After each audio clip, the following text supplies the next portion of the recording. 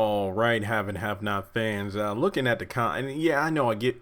I want to say this is deserved flack because I know there are a lot of other YouTubers out there that they do a heck of a lot better of a job than me when it comes to responding to comments. And to be honest, that actually does engage video conversation. You know, the more comments, the more likes, the more YouTube will push your video to the forefront in channel search. I mean, video searches and recommended things like that. But I want to be completely honest here. Not a lot of channels do what I do when it comes to dropping a bunch of videos at once. I know there's strategies and whatnot. I'm not going to lie. I'm more of a throw anything at the wall until it sticks. Like, I try to make sure every video is worth making. Like, when you click on the video, there's going to be at least 1 or 2 points of conversation worth listening to. Hence why I title videos the way I title them. But I don't really have time to answer all the comments. I know some videos barely get comments at all, and it's like, well, dude, you're a full-time YouTuber. I don't want to be on YouTube all day. I mean, even if I am, I'm dropping my videos, I'm circulating them on the internet, Facebook, Twitter, but then I'm also watching my other YouTubers I would love to watch. But reading through the comments, because I do try to read through comments when I get the time, I noticed a bit of an increase in these comments. And it's not just the haves and have-nots. When is it coming back? I think that less people are I think I'm going to jinx it now. I feel like I've been seeing less when is the show coming back compared to more comments about the show's been gone too long. Amen to that. Everybody who thinks that, everyone who's commented that, I agree wholeheartedly.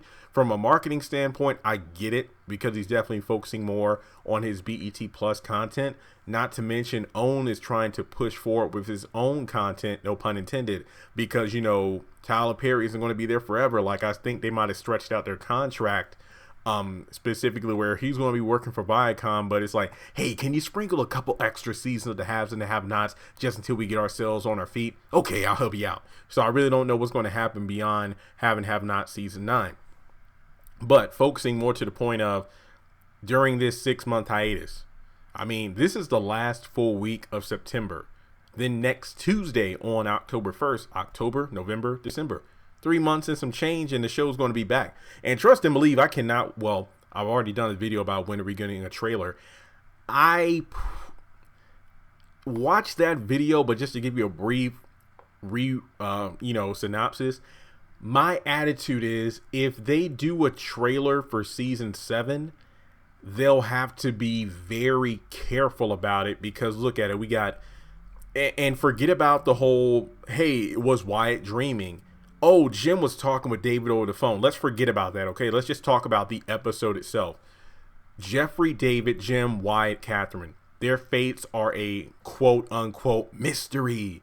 Forget about all the behind-the-scenes stuff we already know and videos I've done. But for the average have and have-not viewer, they're wondering, are they dead? What happened? What was going on? If they show a trailer, imagine how much they would have to cut to not spoil anything. Trust and believe, look, I want a trailer because it brings more hype to the channel, more views. It gives me not only the trailer video to do a breakdown of, but spin-off videos like discussions and theories. But if Tyler Perry and OWN put out a haves and have-not trailer for season 7 of the deadliest season, they will be missing a lot of characters, because you couldn't show the criers unless they're, unless you show them on the floor. Like, let's say George and the police go in the house and, we see Catherine in the tub, we see Jim on the floor, we see Wyatt at the front door. That's different. But any clips from future episodes or even a premiere, you would have to be focusing on the B tier characters. I mean, the only main characters you can actually show in the trailer without spoiling anything would be Benny, Candace, and Hannah, because they were at Hannah's house, and Veronica, because she's probably doing Veronica stuff after she left the hospital. So 5 of the main cast members you cannot show. If you do, you're spoiling it. But maybe we can get scenes with Charles, Derek, Broderick, Rocky, Madison, Justin. So yeah, and Mitch. There are plenty of other characters that could be focused on in the trailer, but the trailer would have to be very careful not to focus on a majority of the main cast. See where I'm going with this? Now, more to the point of the video, I've seen people saying that they've lost interest in the show. And look, I said the same thing about fans who were talking about if Loving You is wrong when I was gone for like a damn year. people saying, "Man, I'm done with the show." No, you're not. When the show comes back on in March or whenever it's supposed to come on, you are going to watch it. And I was right for the most part because, and how do I know I was right? The videos I did for the show blew up every freaking week.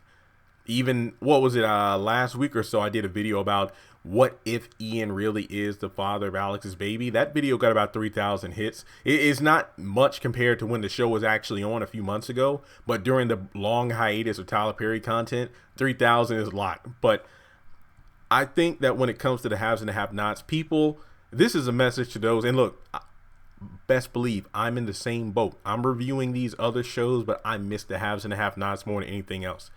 I get the frustration, I get the pain, I get the anger.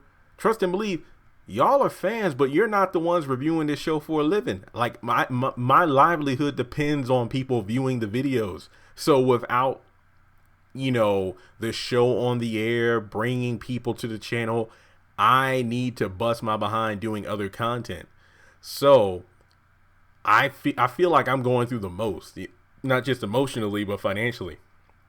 But I understand as a fellow fan and addict that we need our show back. I mean, 6 months is a long, especially because we got spoiled last year. We got 30 plus episodes.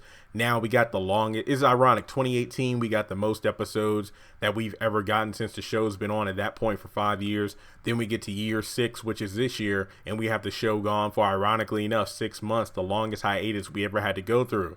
So yeah, even though we got the Oval, I know that when the Oval and Sisters drops next month, people are going to be looking at it kind of side-eye like, okay, where the haves and the have-nots at? So I get it. For the people who say they're going to quit the show, you're lying to yourself. When the show drops in January, you're going to watch because you're going to have to find out what happens. Just like when it came to Marcy and the baby, just like when it came to the shed being on fire, just like when it came to Kelly and what happened with her after she tried to hang herself. You have to know what happens after all the shootings at the end of season 6. It's the beginning of the deadliest season. We'll just have to see how that plays out. So guys, I encourage you, and I'm not just saying this for the sake of my own social media, let's just put that on a shelf. There are links to my social media in the description below, but look, that's why I put it there. Instagram, Twitter, Facebook page, Facebook group, so we can kind of be each other's therapy. We all need to rely on each other during this hiatus. We can talk about the show, but to be honest, what hasn't been talked about already, I mean, the show's on Hulu, not every single episode, but it is fun to go back and watch the old stuff. In the comments below, comment other television shows you would recommend to other fans, not just me, but to other people to watch while the show's off. I mean, like next month, the Arrowverse kicks up again on the CW. I mean, last season of various shows kind of, tampered my faith, but with all the news dropping about Crisis on Infinite Earths, I am kind of excited, especially after Endgame earlier this year, even though that movie was lackluster. But let's just hang in there together, guys. Remember, I did Ambitions. I'm currently doing Greenleaf, but ain't nothing like the haves and the have-nots. For all of its flaws, it is still my favorite show. So thanks so much for tuning in. If you're new, I hope you take a moment to hit that subscribe button and the bell notification icon. You're probably saying, well, if the show's not coming on until January, why would I subscribe now? Because if there's any news that drops, I'm going to report on it right away, and I don't want you to miss out. So go ahead and hit that button. Do it. All right. Thanks so much for tuning in, and I'll talk to you soon. Congratulations on making it to the end of this video. If you like what you just saw, make sure to hit the thumbs up button, or if you have anything you would like to add to the video, make sure to leave your thoughts in the comment section below. If you want to keep up with me on social media, go to the description box. All of my links for social media are right there. Also, if you feel like you would like to donate to the channel, make sure to click on the link to PayPal. Any amount helps. $1, $5, $20. As a full-time YouTuber, any support from my fans really does mean a lot to me.